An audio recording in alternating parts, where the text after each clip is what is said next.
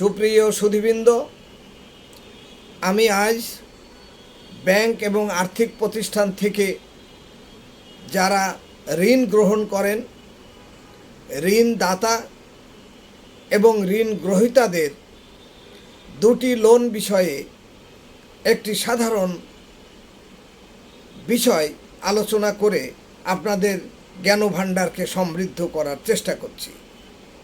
আপনারা সবাই জেনে থাকেন যে দুটা লোনের কথা প্রায় শোনা যায়। একটা হচ্ছে সিসি হাইপো, আরেকটা হচ্ছে সিসি হাইপো প্রণোদনা। এই লোন দুটির শব্দ কিন্তু আপনারা ইতিমধ্যে শুনলেন যে সিসি হাইপো এবং সিসি প্রণোদনা প্রায় একই রকম হলেও এই লোনের উদ্দেশ্য, লোনের অর্থের উৎস এবং সুদের হার, ব্যবহার, শর্তাবলী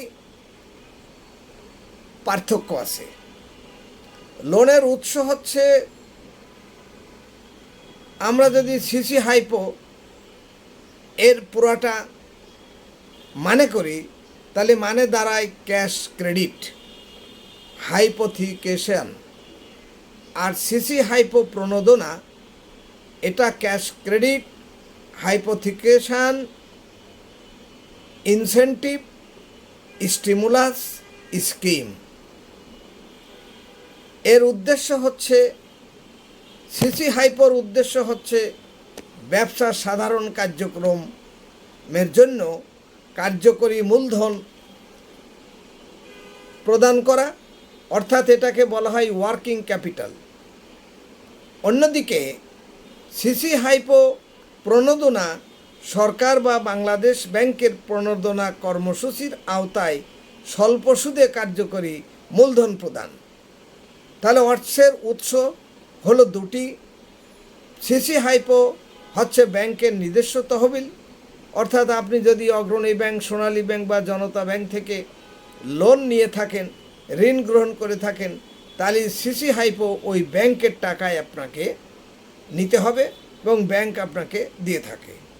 কিন্তু প্রণোদনা যে লোনটা, সেটা ওই ব্যাংক আপনাকে দেবে না, সেটা সাধারণত দেওয়া হবে কম সুদে এবং ভর্তুকি যুক্ত সুদে।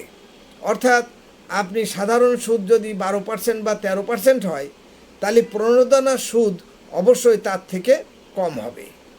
ব্যবহারের কিন্তু পার্থক্য আছে।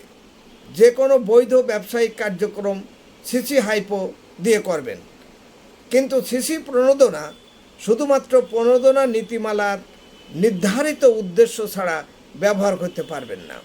শর্ত কি?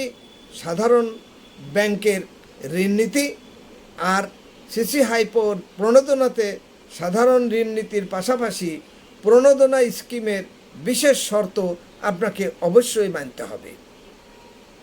আমি একটি উদাহরণ দিয়ে বিষয়টা পরিষ্কার করছি। ধরেন আপনি একটি পোশাক কারখানার মালিক, কাঁচামাল কেনার জন্য আপনাকে 10 কোটি টাকা সিসি হাইপো দেওয়া হলো। এটা অগ্রণী ব্যাংক বা রাষ্ট্রায়ত্ত যে কোনো ব্যাংক তার নিজস্ব তহবিল থেকে এই ঋণ তার দেবে। সুদের হার ব্যাংকের প্রচলিত হারে হবে এবং এটি একটি সাধারণ কার্যকরী মূলধন।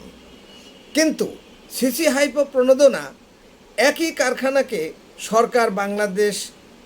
সরকার কিংবা বাংলাদেশ ব্যাংকের প্রণোদনা স্কিমের আওতায় ঋণ দেওয়া হবে।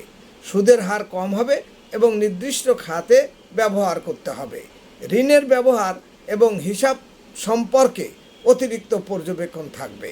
অডিট কমিটির দৃষ্টিভঙ্গি থেকে এটা খুবই গুরুত্বপূর্ণ যে প্রণোদনা পাওয়ার যোগ্যতা ছিল কিনা, টাকা নির্ধারিত উদ্দেশ্যে ব্যবহার হয়েছে কিনা, সুদের হিসাব সঠিকভাবে করা হয়েছে কিনা, বাংলাদেশ ব্যাংকের সার্কুলার অনুযায়ী রিপোর্টিং করা হয়েছে কিনা। এসব শর্ত ভঙ্গ হলে ঋণটি অনিয়মিত হিসাবে চিহ্নিত হতে পারে এবং ব্যাংকে আর্থিক ক্ষতি ও নিয়ন্ত্রণ ব্যবস্থার মোকাবেলা করতে হতে পারে। তাহলে কথা হলো কি, সিসি হাইপো সাধারণ কর্মসূচি মূলধন ঋণ আর সিসি হাইপো প্রণোদনা সরকার বা বাংলাদেশ ব্যাংকের বিশেষ প্রণোদনা স্কিমের আওতায় কম সুদে বা নির্দিষ্ট শর্তে দেওয়া মূলধন ঋণ। এই হচ্ছে সিসি হাইপো এবং সিসি হাইপো